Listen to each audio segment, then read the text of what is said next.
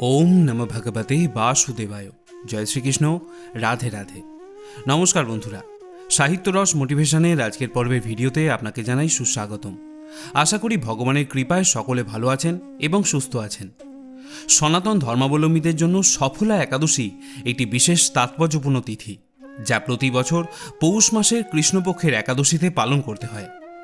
নাম থেকেই বোঝা যায় যে এই একাদশী নিষ্ঠার সাথে পালন করলে ব্রতকারীর সাফল্য বা সার্বিক শুভ ফল প্রাপ্তি হয়। এই পবিত্র দিনটি পরম করুণাময় ভগবান বিষ্ণুর প্রীতি সম্পাদনের জন্য এবং ভক্তের জীবনকে সকল রকম পাপ ও দুঃখ থেকে মুক্ত করে সার্থক করার উদ্দেশ্যে পালিত হয়। সফলা একাদশীর সকল রকম তথ্যের জন্য আমরা আজকের এই ভিডিওটিকে 4টি পর্বে ভাগ করে নেব, যেখানে প্রথমে জানব এই একাদশী কবে এবং কখন পালন করতে হবে এবং পারণ বা ব্রতভঙ্গের সময়সূচি। দ্বিতীয় পর্বে জানব এই ব্রত পালনের সঠিক নিয়ম, উপবাস বিধি এবং পারণ বিধি। তৃতীয় পর্বে আমরা জানব এই একাদশী কারা পালন করবেন এবং কেন পালন করবেন, অর্থাৎ একাদশী তিথি পালনের গুরুত্ব এবং ফলাফল। এবং শেষ পর্বে আমরা আলোচনা করব এই সফলা একাদশীর মাহাত্ম্য এবং ব্রতকথা প্রসঙ্গে। এছাড়া পারণ মন্ত্র, সংকল্প মন্ত্র, একাদশীতে কি কি গ্রহণ করা যাবে এবং কিছু কাজ যা একাদশীতে ভুলেও করা উচিত নয়, এই সব কিছুই আজকের পর্বের আলোচনায় থাকবে। আপনি যদি শুধুমাত্র একাদশীর ব্রতকথাটি শ্রবণ করতে চান, তাহলে ভিডিওটি শেষ অংশে গিয়ে শুনতে পারেন। প্রথম পর্বে আমরা জানব এই একাদশী কবে পালন করতে হবে। পঞ্জিকা অনুসারে একাদশী তিথি শুরু হবে 14 ডিসেম্বর বা 27 অগ্রহায়ণ রবিবার রাত্রি 8:54 থেকে, যা থাকবে 15 ডিসেম্বর সোমবার রাত্রি 10:29 পর্যন্ত। তাই সোমবার একাদশী তিথি থাকলেও যেহেতু এই বছর সফলা একাদশীর ক্ষেত্রে পক্ষবর্ধিনী মহা দ্বাদশী যুক্ত হচ্ছে, তাই ভারতের বিভিন্ন রাজ্যে এবং বাংলাদেশে 16 ডিসেম্বর মঙ্গলবার দিনই এই ব্রত পালন করতে হবে। তাই বিশুদ্ধ সিদ্ধান্ত বা চান্দ্রপঞ্জিকা অনুযায়ী 16 ডিসেম্বর মঙ্গলবার দিন এই ব্রত আপনি পালন করবেন। অন্যদিকে বেণীমাধব শীলের পঞ্জিকা অনুযায়ী 15 এবং 16 এই দুদিনই এই ব্রত পালন করা যাবে। বলার অর্থ হলো এই যে এই বছর সফলা একাদশী মূলত দুদিনই থাকছে, 15 ডিসেম্বর সোমবার এবং 16 ডিসেম্বর মঙ্গলবার। যারা গোস্বামী মতে সোমবার দিন একাদশীর উপবাস করবেন, তারা পালন করবেন 16 ডিসেম্বর মঙ্গলবার সকাল 9:47 মধ্যে। আর যারা মহা দ্বাদশীর দিন অর্থাৎ মঙ্গলবার দিন উপবাস করবেন, তারা পালন করবেন 17 তারিখ বুধবার সকাল 9:48 মধ্যে। সময়সূচি নিয়ে যদি বিভ্রান্ত হন, তাহলে আমাকে কমেন্টে জিজ্ঞাসা করতে পারেন। এবারে আসুন আমরা জেনে নিই একাদশীর ব্রত আমরা সঠিক নিয়মে কিভাবে পালন করব সেই বিষয়ে। সফলা একাদশীর মাহাত্ম্যে বলা হয়েছে, নিষ্ঠা সহকারে এমনকি অনিচ্ছাকৃতভাবেও যদি কেউ এই ব্রত পালন করে, তাহলেও তার পূর্ব জন্মের অর্জিত সকল পাপরাশি বিনষ্ট হয়। একজন ঘোর পাপীও ভগবানের কৃপায় উদ্ধার হতে পারে। এটিকে শুধুমাত্র উপবাস ব্রত হিসাবে দেখবেন না, এটি হলো জীবনের ব্যর্থতাকে সাফল্যের দিকে চালিত করার একটি দার্শনিক প্রক্রিয়া। শীতের এই সময় যখন প্রকৃতি শান্ত থাকে, তখন মানব মনও খুব সহজেই অন্তর্মুখী হতে পারে। এই ব্রত প্রক্রিয়াটি দশমী থেকে দ্বাদশী পর্যন্ত 3 দিন ধরে চলে এবং প্রত্যেকটি স্তরে নিষ্ঠা বজায় রাখা আবশ্যক। দশমীর দিন থেকেই ব্রত পালনের প্রক্রিয়া শুরু হয়ে যায়। যদি সম্ভব হয়, সূর্যাস্তের পর নিরামিষ আহার বা ভগবত প্রসাদ গ্রহণ করবেন। এদিন কোনোভাবেই আমিষ খাদ্য খাবেন না। আহারের পর ভালোভাবে দন্তমার্জন করে নেবেন, যাতে এক কণা খাবারও দাঁতে না লেগে থাকে। এছাড়া দশমীর দিন ঠাকুরঘর বা পূজার স্থান ভালোভাবে পরিষ্কার পরিচ্ছন্ন রাখা আবশ্যক। এরপর একাদশী দিন সকালবেলায় ঘুম থেকে উঠে স্নান পর্ব সেরে নিন এবং তারপর পরিষ্কার বস্ত্র পরিধান করে ঠাকুর ঘরে গিয়ে সংকল্প গ্রহণ করুন। সংকল্পের জন্য ভগবান বিষ্ণু বা শ্রীকৃষ্ণের পাদপদ্মে পুষ্প এবং তুলসীপত্র নিবেদন করুন এবং সংকল্প মন্ত্র উচ্চারণ করুন। মনে মনে বলুন, একাদশ্যাম নিরাহার স্থিত্বা অহম অপরেহানি ভোক্সামি পুণ্ডরিকাক্ষ শরণম মে ভবাচ্যুত। অর্থাৎ, হে পুণ্ডরিকাক্ষ, আমি একাদশীর দিন উপবাস থেকে এই ব্রত পালন করার জন্য মনস্থির করেছি। আমি যাতে নিষ্ঠার সাথে এই ব্রত পালন করতে পারি, তার জন্য আপনি আমার সহায় থাকবেন। সংকল্প গ্রহণের উদ্দেশ্য হল ভগবানের কাছে প্রার্থনা করা, যাতে তিনি আপনাকে একাদশী পালনের জন্য প্রয়োজনীয় ক্ষমতা প্রদান করেন। এবারে আসি উপবাস প্রসঙ্গে। ভক্ত তার শারীরিক সক্ষমতা অনুযায়ী 3 ধরনের উপবাস পালন করতে পারেন, যার মধ্যে প্রথমটি হল নির্জলা উপবাস। অর্থাৎ পারণের আগে পর্যন্ত জল পর্যন্ত গ্রহণ না করে ব্রত পালন, এটি সর্বোত্তম পন্থা।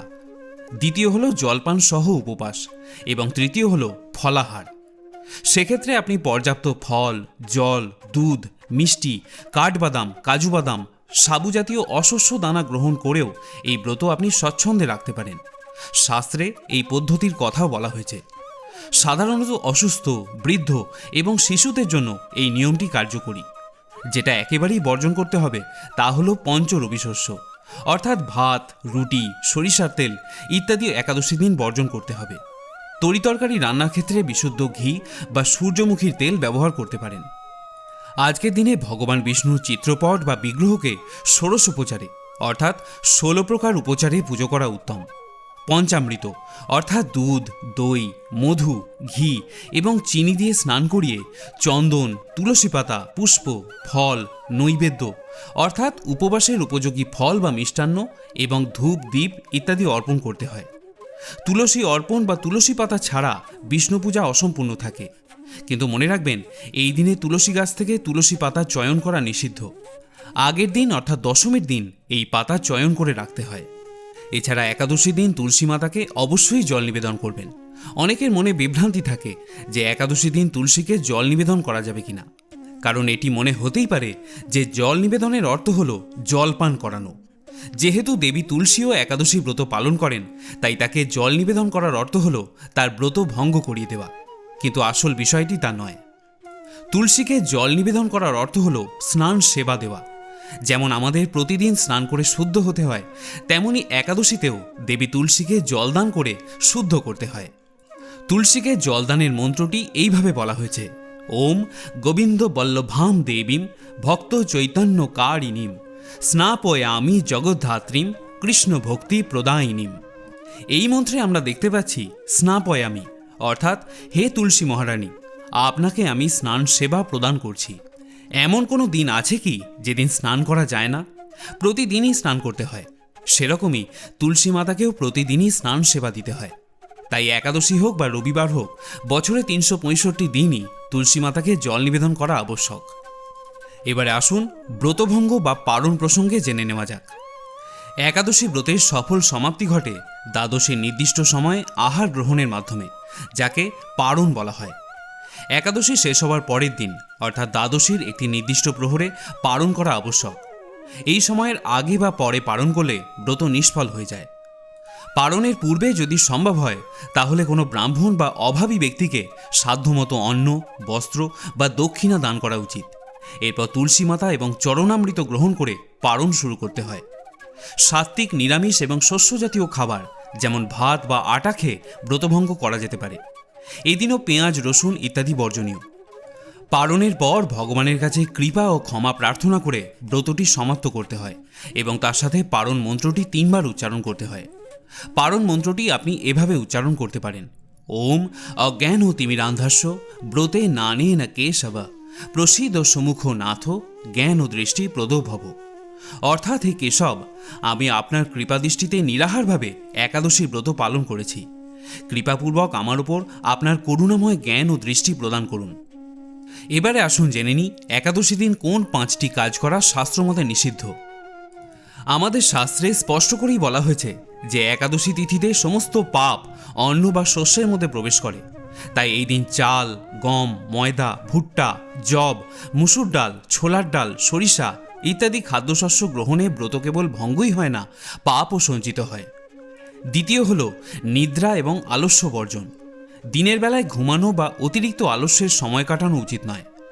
একাদশী দিনটিতে জাগতিক কাজ থেকে মন সরিয়ে সম্পূর্ণভাবে ভগবানের সেবায় নিয়োজিত করতে হয়। দিনের বেলায় ঘুমালে ব্রতের পূর্ণ ফল হ্রাস পায়। ভক্তের উচিত নাম জপ, ধর্মীয় গ্রন্থ পাঠ এবং সৎসঙ্গের সময় কাটানো। 3 হল অন্যের নিন্দা, মিথ্যাচার এবং ক্রোধ বর্জন করা। একাদশী দিনে মনকে সম্পূর্ণভাবে পবিত্র রাখতে হয়।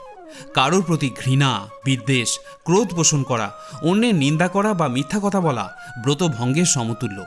মনকে বাসনামুক্ত এবং শান্ত রাখার জন্যই এই ব্রত পালন করতে হয়। তাই যে কোনো প্রকার নেতিবাচক চিন্তা বা বাক্য ব্যবহার কঠোরভাবে পরিহার করতে হবে। চতুর্থ হল তামসিক খাদ্য এবং বস্তুর ব্যবহার।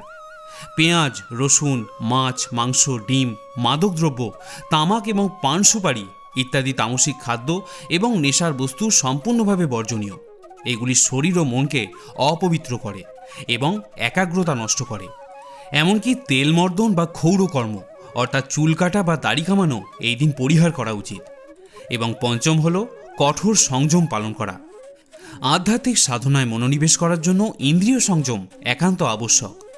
এবারে আসুন আমরা জেনে নেব কিছু কাজ যা আজকের দিনে ভক্তি ও নিষ্ঠার সঙ্গে পালন করলে ব্রতের ফল বহু গুণে বৃদ্ধি পায়। এই কাজগুলি কেবল ব্রতের নিয়ম রক্ষাই করে না, বরং ভক্তের মনকে সরাসরি ভগবানের সঙ্গে যুক্ত করে, যা তার করুণাকে আকর্ষণ করে। প্রথমটি হল দান এবং সেবা, নারায়ণ রূপে জীবের সেবা করা। সফলা একাদশী দিনকে সার্থক ও সফল করার জন্য অন্যতম গুরুত্বপূর্ণ কাজ হল দান করা এবং দুস্থদের সেবা করা।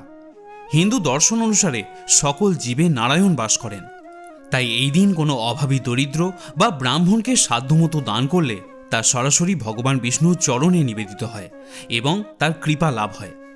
এই একাদশী তিথিটি মূলত শীতকালে অনুষ্ঠিত হওয়ায় কম্বল বা গরম কাপড় দান করলে মহাপুণ্য হয়। সফলা একাদশীর ব্রত কেবল আত্মকল্যাণের জন্যই নয়, এটি পরোপকার এবং ত্যাগের শিক্ষাও দেয়। যে ভক্ত অন্যের দুঃখ দূর করার জন্য দান করেন, ভগবান তার প্রতি অত্যন্ত প্রীত হন এবং তার সমস্ত দুঃখ দূর করে তাকে সফল ও সমৃদ্ধ জীবন দান করেন। এই সেবা হল ভগবানের প্রতি নিবেদিত প্রেম এবং করুণার প্রকাশ। একাদশীর দিন অশ্বত্থ গাছের গোড়ায় জল দান করা এবং প্রদীপ প্রজ্বলন করা খুবই তাৎপর্যপূর্ণ বিষয়। আমরা সকলেই জানি যে অশ্বত্থ গাছ হল ভগবান বিষ্ণুর প্রতীক, তাই আজকের দিনে অশ্বত্থ গাছ প্রদক্ষিণ করাও খুব বড় পুণ্যের কাজ বলে বিবেচিত হয়। তৃতীয় হল ধর্মীয় গ্রন্থ পাঠ বা বিষ্ণুর সহস্র নাম শ্রবণ। কেবল নাম জপ নয়, সফলা একাদশী দিন ভগবানের মহিমা বর্ণনাকারী পবিত্র ধর্মীয় গ্রন্থ পাঠ বা স্তুতি পাঠ ভগবানের কৃপা লাভের তৃতীয় শক্তিশালী মাধ্যম। এই দিনে ভক্তদের উচিত শ্রীমদ্ ভাগবত গীতার অন্তত একটি অধ্যায় ভক্তি সহকারে পাঠ বা শ্রবণ করা। এছাড়া আপনি বিষ্ণুর সহস্র নাম শ্রবণ বা পাঠ করতে পারেন। এই সহস্র নাম হল ভগবান বিষ্ণুর সহস্র নামের স্তুতি, যা পাঠকারী জীবনে অপার শান্তি এবং পুণ্য নিয়ে আসে। শাস্ত্রপাঠের মাধ্যমে ভক্ত ভগবানের স্বরূপ, লীলা এবং তার প্রতি কর্তব্য সম্পর্কে জ্ঞান লাভ করে থাকেন। যখন ভক্তের জ্ঞান বৃদ্ধি পায় এবং তিনি ভক্তি সহকারে ভগবানের স্তুতি করেন, তখন ভগবান স্বয়ং তার জ্ঞান ও ভক্তির স্বীকৃতি দেন।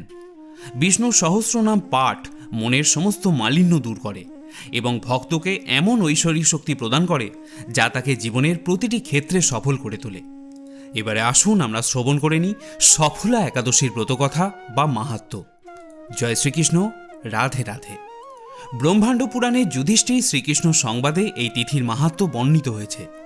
যুধিষ্ঠির বললেন, হে শ্রীকৃষ্ণ, পৌষ মাসের কৃষ্ণপক্ষী একাদশীর নাম, বিধি এবং পূজ্য দেবতা বিষয়ে আমার কৌতূহল নিবারণ করুন। শ্রীকৃষ্ণ বললেন, হে মহারাজ, আপনার প্রতি স্নেহবশত সেই ব্রতকথা বিষয় বলছি। এই ব্রত আমাকে যেরকম সন্তুষ্ট করে, বহু দান দক্ষিণাযুক্ত যজ্ঞাদি দ্বারাও আমি সেই রকম সন্তুষ্ট হই না, তাই যত্ন সহকারে এই ব্রত পালন করা কর্তব্য। পৌষ মাসের কৃষ্ণপক্ষী একাদশীর নাম সফলা। নাগদের মধ্যে যেমন শেষ নাগ, পক্ষীদের মধ্যে গরুড়, মানুষের মধ্যে ব্রাহ্মণ, দেবতাদের মধ্যে নারায়ণ সর্বশ্রেষ্ঠ, তেমনি সকল ব্রতের মধ্যে একাদশী ব্রতই সর্বশ্রেষ্ঠ। হে মহারাজ, যারা এই ব্রত পালন করেন তারা আমার অত্যন্ত প্রিয়। তাদের এই জগতে ধনলাভ এবং পরজগতে মুক্তি লাভ হয়। হাজার বছর তপস্যায় যে ফল লাভ হয় না, একমাত্র সফলা একাদশীতে রাত্রি জাগরণের ফলে তা অনায়াসে লাভ করা যায়।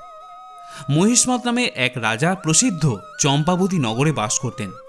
রাজার 4 জন পুত্র ছিল, কিন্তু তার জ্যেষ্ঠ পুত্র লুম্ভক সর্বদা পরস্ত্রীগমন, মদ্যপান প্রভৃতি অসৎ কার্যে রত ছিল।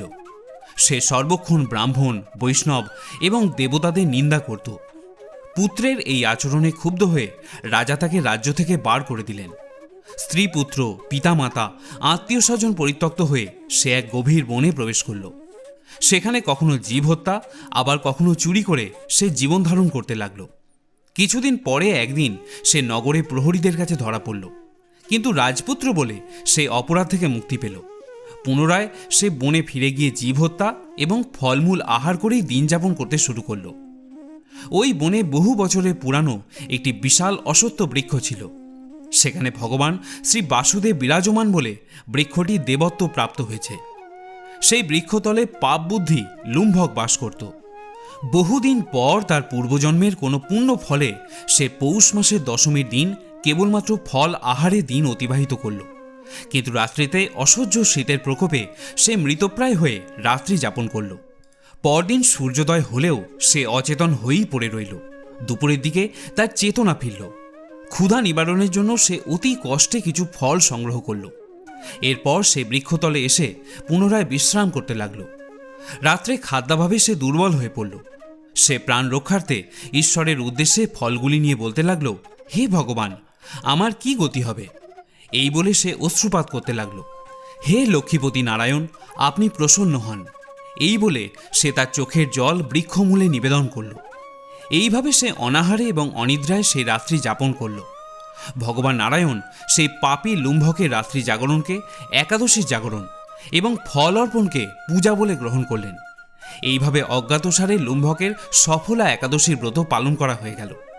প্রাতকালে আকাশে দৈববাণী হল, হে পুত্র, তুমি সফলা ব্রতের পুণ্য প্রভাবে রাজ্য প্রাপ্ত হবে। সেই দৈববাণী শোনা মাত্র লুম্ভক দিব্য রূপ লাভ করল। তার সমস্ত পাপ বুদ্ধি দূর হয়ে গেল। সে পুনরায় নিষ্কণ্টক রাজ্য লাভ করল।